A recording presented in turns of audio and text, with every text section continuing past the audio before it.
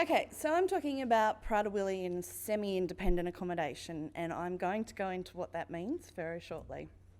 So who am I? What am I talking about? So Katie McNamara had the pleasure of spending 3 years supporting a young man with Prader-Willi who is successfully, and I believe it's successful, living a semi-independent life. And you've heard a little bit about him already. Marie called him Dan. Prior to doing this work, I wasn't in disability. I was a high school teacher. And I think this might be part of the reason that I'm calling him Bob. Bob was happy to work with me. Happy to work with me because his moments, he calls them moments, you might call them tantrums, didn't faze me in the slightest. Spent 8 years with teenagers, I was fine. So this presentation is about the challenges we faced and how we have managed to get to, as Marie said, he's down to 75.5 kilos from 145. So yes, challenges, and we all know what the challenges are. I'm just picked out two main ones. So hyperphagia, which you know what it is, can lead to life-threatening illnesses, obviously, and sickness. Behaviours, and this is something where sometimes staff go, yeah, I don't really want to work with that person, because they get this kind of stigma around them about they can snap, and that, doesn't happen anymore. It doesn't happen with him anymore. He is so settled. Probably once every 6 months he'll have a moment, and he calls them moments, and he would debrief with me and he'd go, oh, I had a moment yesterday. And I'd pretend I didn't know. I've seen the incident reports, I know. Oh, really? What happened? And he'd debrief. And, oh, well, everyone has moments. I have moments, but, maybe it's not quite so obvious to everyone that I'm having one. So, meet Bob. So, 28-year-old male with Prader-Willi, mild intellectual disability, and as Marie said, he struggled to maintain his body weight. Had a history of difficult behaviours, and that was part of the reason that originally he couldn't live at home. Some of his behaviours were very aimed towards mum. She didn't feel safe being in the home with him by herself, so they had to look for alternatives. So he lives semi-independently in a one-bedroom unit supported by Optia, who I work for. He's been living here for 6 years now, and during this time he's managed to develop a routine that he's comfortable with, and it's steadily brought his weight, as I've already said, and his behaviour under control. So what is semi-independent accommodation? And that's what I'm here to talk about. So it means client lives in their own unit. Staff are not allowed to come into the unit without permission at all. Okay? So they have privacy. If they don't want you there, you're not allowed to be there. They're allocated support hours, so they know when someone's going to be there to work with them. And the facility includes a common room, which clients are free to use between 7 a.m. and 9 p.m. every day. So we have an office, there's a pull-down bed for staff, because it's staffed 24 hours. There's a kitchen facility with a fridge that's for staff food. No, that fridge is not locked. Pantries are not locked, and he doesn't go anywhere near them. That's me in the common room on our Olympics day. So you can see there, it's quite a communal place. That's our dining area with a lot of clients. So we have 17 clients at this site, and all from varying disabilities. So we have bipolar, quite severe autism. We have all kinds of people living there. And there's someone there 24 hours a day. So this also means that even if you need something and you're not allocated that hour, you can come down and go, can you help me tie my shoes? Can you come and check and see if my dinner's cooked properly? So there's always someone there to help with those little things that may not take too long. And they're free to come and go as they please. So at any time, Bob can go, I've had enough of all of you, I'm going for a walk. And he will do that when he's feeling stressed. And it's really good. So, with his diet, he understands the dangers, and Marie has been absolutely fantastic with him. His key line is for your health. It's for your health. It's for my health. Okay. And he has come to understand what that means. He's supported to do his grocery shopping, so he doesn't handle any of his money until you get to the checkout, and then you give it to him. He hands it to the cashier.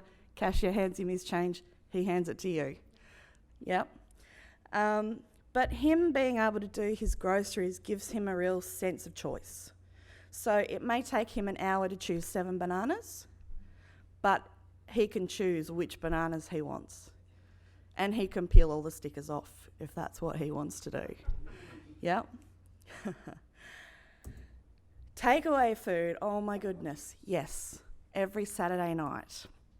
So he has, I think, about 3 choices. The accommodation he lives at is quite near a strip where there are a few stores. So he usually chooses noodles. He likes the spicy stuff. Subway, or some maybe Chinese. Yep. But he knows he can't have extra this, extra that, large portion, all of that stuff. And he's okay with that. And he's told you got $15, you can't go over that. And he's fine with that, as long as he can get his Coke Zero. So staff are always present when he's buying food to monitor what he's eating. He's never given access to money independently, as this would be too much of a temptation for him to buy food. And, you know, sometimes he asks for money to do things.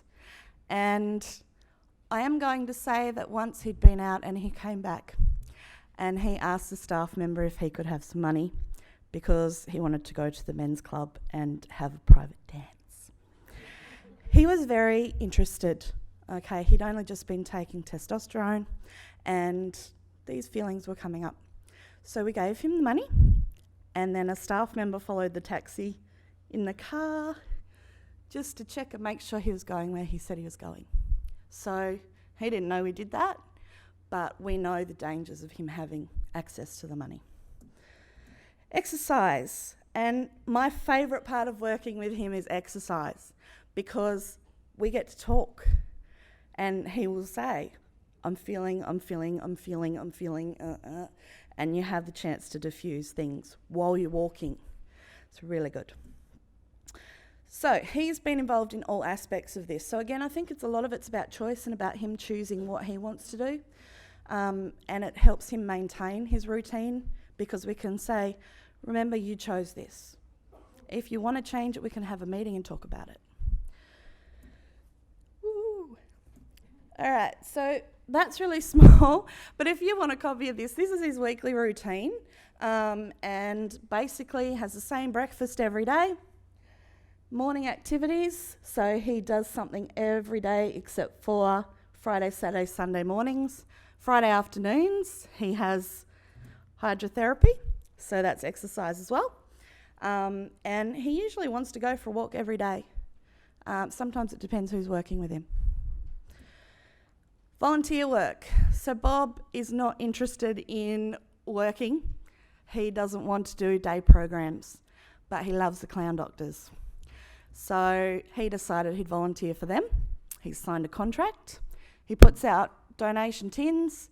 He checks them twice a week and he banks the money. And he gets exercise. I don't know if you've ever been to Hobart, but there are lots of hills and we march up and down them once a week. Yep.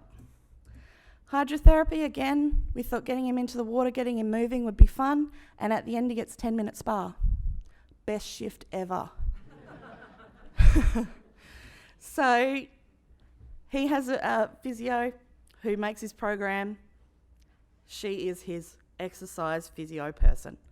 So he's got someone for everything. So he's got Marie, dietitian. Question about diet. Oh, do you want me to make you an appointment with Marie to talk about that? I can't change anything without Marie saying, okay, I understand. Yep. So behaviours have become a lot less, and this is how we deal with them really quickly. If you see it coming on, calm down, Bob. It's not that bad, mate. If he doesn't calm down, you know what's going to have to happen. You're going to have to go home if you continue to act this way. If he doesn't calm down, okay, off you go. And it's gotten to the point where he actually gets up and goes before you ask him to, because he knows what's coming. And then he'll come back and just pretend it never happened. And that's fine. Staffing. So he has a choice of staff. He can say, I don't want to work with someone, fine. And with the NDIS, which we're a pilot in Tassie, that works really well. Hydrotherapy, he'll only go with females. Doesn't feel comfortable in swimmers with males. He has a medical team, so he chooses 3 people who will make sure that all his medical needs taken care of, and he only talks to them about his private confidential things. He has a shopping team around buying things for his unit, clothes, all of those kind of incidental things. So he knows if he wants to buy something, he knows who to talk to. Key workers, we've scrapped them. They exist, but the clients don't know that because they get focused on that one person.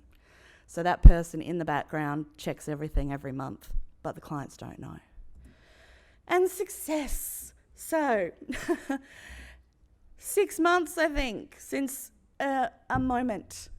And the last big one was when I left. Cup smashing, screaming, but I see him twice a month now, so it's all good. Good at calming himself down, hooray. And consistency is the key, basically. And I have to stop. I'm going, stop. So get a routine, follow it through, and it makes them really comfortable and happy. And that's what we want, I think. Thank you.